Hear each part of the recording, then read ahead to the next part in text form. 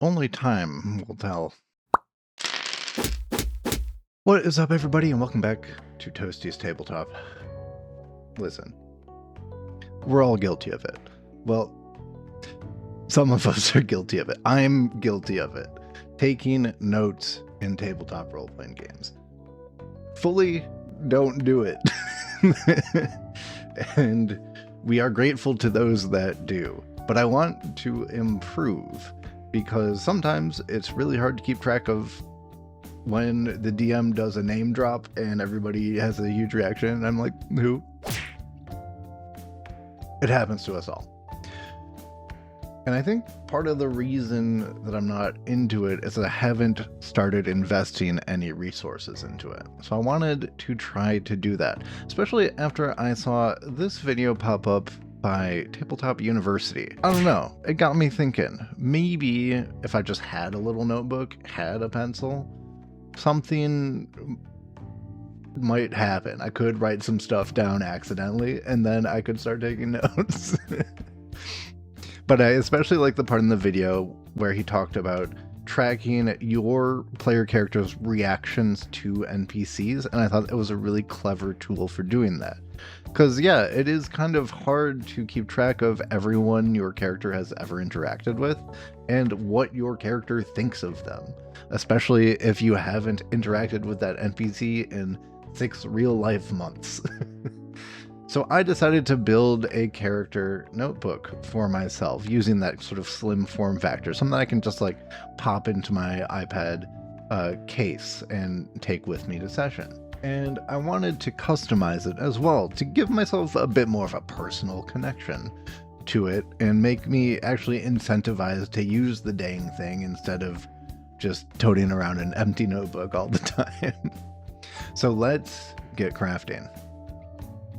Now, I brought these off-brand field notes that were about half as expensive as actual brand name field notes, and I do not feel bad about it because it's a notebook. It's literally, you know, bound with staples, and it's a couple of sheets of paper, and the paper quality is not super important to me here.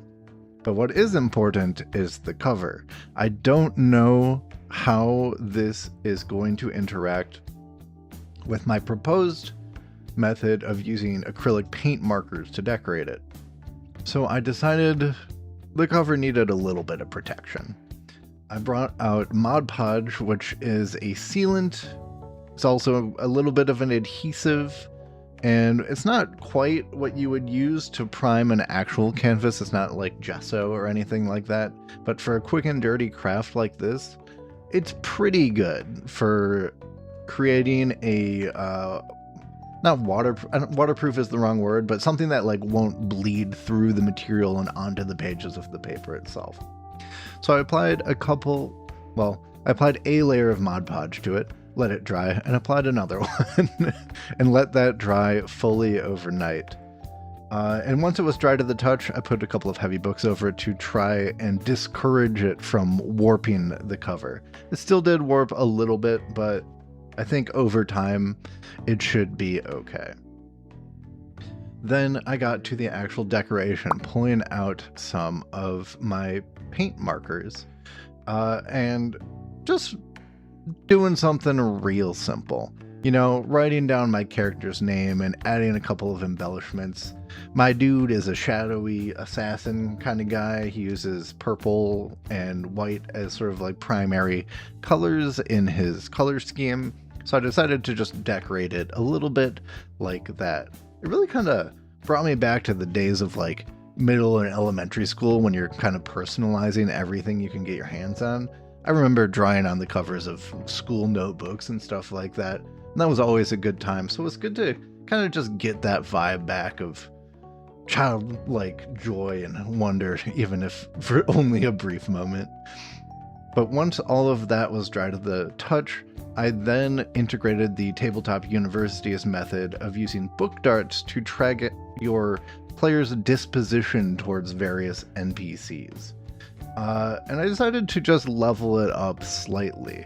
The book darts that I ordered from Amazon came in 3 different colors. So in addition to having a gauge between 0 to 10 about how my PC thinks about these various characters. I also have 3 different colors to work with, and I decided to split it up a little bit. Gold for allies, dark metallic for enemies, and kind of a silver for neutral or unsure. Because while you can have allies and enemies, you might think more poorly or better of them for various reasons. That is not how you think of them, is not necessarily tied to where they stand in the grander narrative of will they help you or work against you. But yeah, it was pretty easy to write out a couple of these graphs and then add the modifiers and write down a couple of NPCs. I just stuck with 6 for now.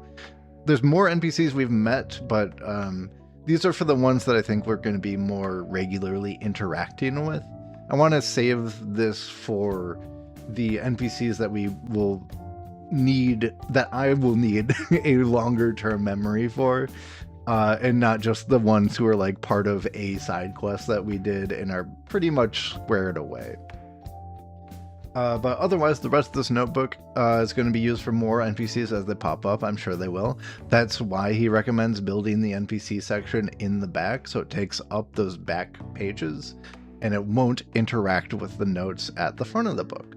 Which I don't know what those are going to be yet, but they'll exist, I hope. Anyway, just a nice and short craft, but it's nice to just like build a thing and have it in your hands, and it's useful too. The different colors of the different book darts didn't turn out super well on camera, but it's a very tactile system, which I appreciate, and it's nice just having like a little thing on paper that I can quickly refer to. There's a couple of other things I want to write in terms of like what is important to my character and other things that I might need to have just directly on hand without searching through like my lore Google Doc or something like that in order to pull something out really quick. But yeah, if you enjoyed this crafting process, I'd like to hear from you in the comments. How do you customize the ephemera around playing your own characters? Do you do a full character diary? I've seen people do those as well. What is your preferred method? Do you do nothing at all like I used to? Let me know. And if you enjoyed this little craft and you want to see more things like that, let me know in the comments below and give this video a like. And if you want to see more tabletop stuff in general, I know I'm going to be doing a Ballad of Iggy at some point. It's going to be happening. So stay subscribed so you don't miss that. And until next time, peace.